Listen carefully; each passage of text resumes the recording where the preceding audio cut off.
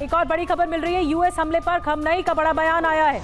America ने जो हमला किया उसके बाद खमनई का क्या कहना है आपको बताते हैं। यूएस को अब तक का सबसे बड़ा जख्म देंगे, ये खमनई की ओर से कहा गया है।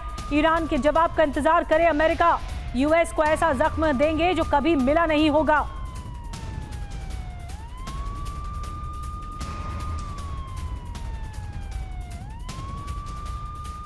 एक और बड़ी खबर आपको बता रहे हैं। मध्य पूर्व में अलर्ट पर, मिडिल ईस्ट में अलर्ट पर अमेरिकी एयरबेस है इस वक्त। ईरान पर हमले के बाद अमेरिकी एयरबेस पर बहुत बड़ा खतरा है।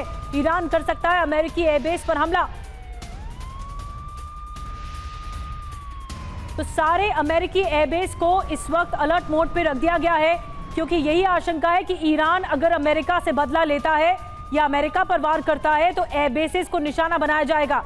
जिस जिस जगह अमेरिका के मिलिट्री बेसिस हैं उनको निशाना बनाया जाएगा। अब ऐसी आशंका बढ़ गई है, बहुत बड़ा खतरा है, इसीलिए अलर्ट मोड पर रखा गया है। और ईरान क्या करने वाला है, क्या स्ट्रैटेजी अपनाने वाला है, आइए आपको बताते हैं विस्तार से। अमेरिकी जो बेसिस हैं उन पर बड़े हमले किए जा सकते हैं ईरान की ओर से। दरअसल मिडिल ईस्ट में अमेरिकी बेस पर हमले किए जा सकते हैं और ये सबसे आसान रास्ता है ईरान का रिवेंज लेने का। अमेरिकी दूतावासों को निशाना बना सकता है, इराक के बेसिस हों, और दूतावास पर सबसे बड़ा खतरा भी है। इजराइल में बड़े हमले करना जारी रखेगा ईरान में। और क्या क्या ईरान के जरिए क्या क्या किया जा सकता है, बाकी एटमी साइट की सुरक्षा बढ़ाएगा ईरान। अपना हॉर्मुज़ स्ट्रेट से अपने सेना हटाएगा। बड़ा सवाल यह है अब इस हमले के बाद क्या अमेरिका के साथ बातचीत की टेबल पर आएगा ईरान, ये बहुत बड़ा सवाल है। लेकिन क्या ऐसा हो पाएगा, ये बड़ा सवाल बरकरार है, क्योंकि लगता नहीं है। यूएस हमले के बाद ईरान से बहुत बड़ी खबर मिल रही है, ईरान एनपीटी से बाहर निकल सकता है।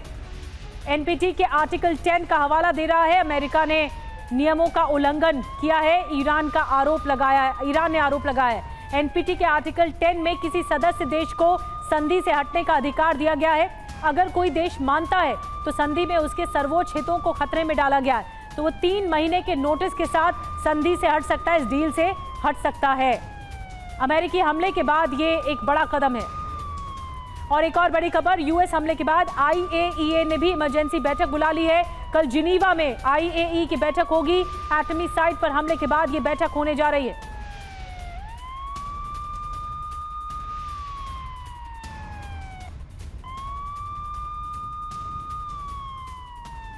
हमारे साथ इस वक्त खास मेहमानों का एक पैनल जुड़ चुका है इस चर्चा के लिए कि युद्ध की जो दशा और दिशा है वो पूरी तरह से पलट गई है अमेरिकी हमले के बाद। मनीष भी हमारे साथ ज्वाइन कर रहे हैं, ग्राउंड जीरो से उनके पास चलेंगे। मनीष और रोहित कैमरा पर्सन, कुलदीप शेखावत जी हमारे साथ ज्वाइन कर रहे हैं, हमें लंदन से ज्वाइन कर रहे हैं। राजेश पुरोहित जी हमें चीन से ज्वाइन कर रहे हैं। संजय भारद्वाज जी हमें फॉरेन एक्सपर्ट के तौर पर स्टूडियो से ज्वाइन कर रहे हैं। कर्नल रिटायर्ड शैलेंद्र सिंह जी हमें ज्वाइन कर रहे हैं रक्षा विश्लेषक के तौर पर। Air vice marshal Sanjay Bhatnagar ji हमें ज्वाइन कर रहे हैं रक्षा विश्लेषक के तौर पर। नेवी कैप्टन श्याम कुमार जी हमें ज्वाइन कर रहे हैं रक्षा विश्लेषक के तौर पर।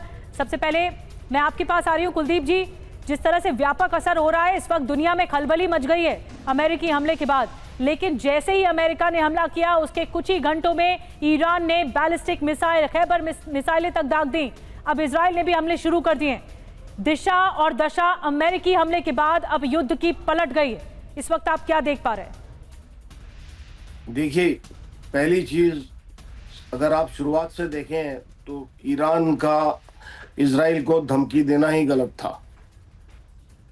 आप किसी देश की संप्रभुता पर हमला कर रहे हैं तो इजराइल को जवाब देना जायज है। इजराइल ने जवाब दिया। इजराइल ने उनसे कहा, 60 दिन का वक्त दिया कि आप टेबल पर आइए, न्यूक्लियर डिसआर्मामेंट पर काम करिए, नहीं किया।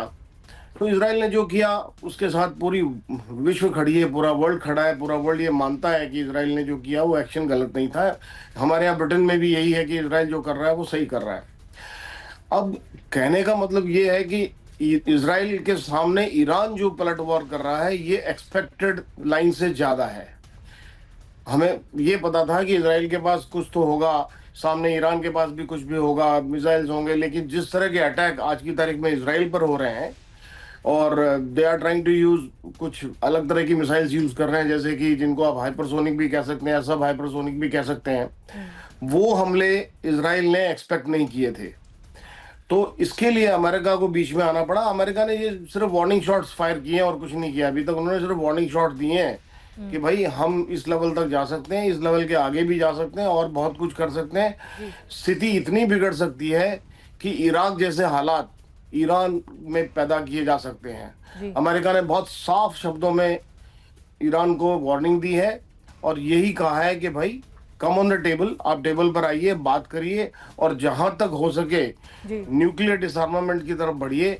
अगर आप इस तरफ नहीं बढ़ रहे हैं तो आपके लिए स्थिति ठीक नहीं होगी।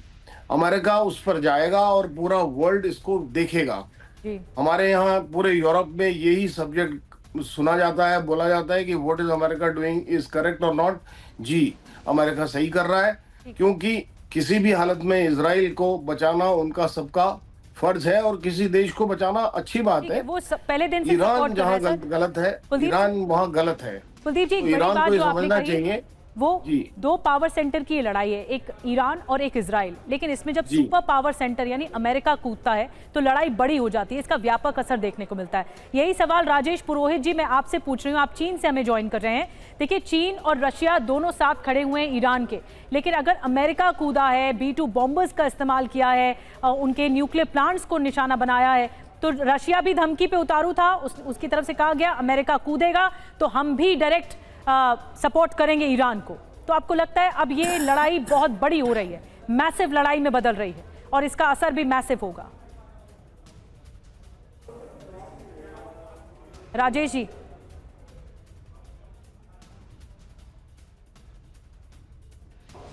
राजेश पुरोहित जी, आप सुन पा रहे हैं?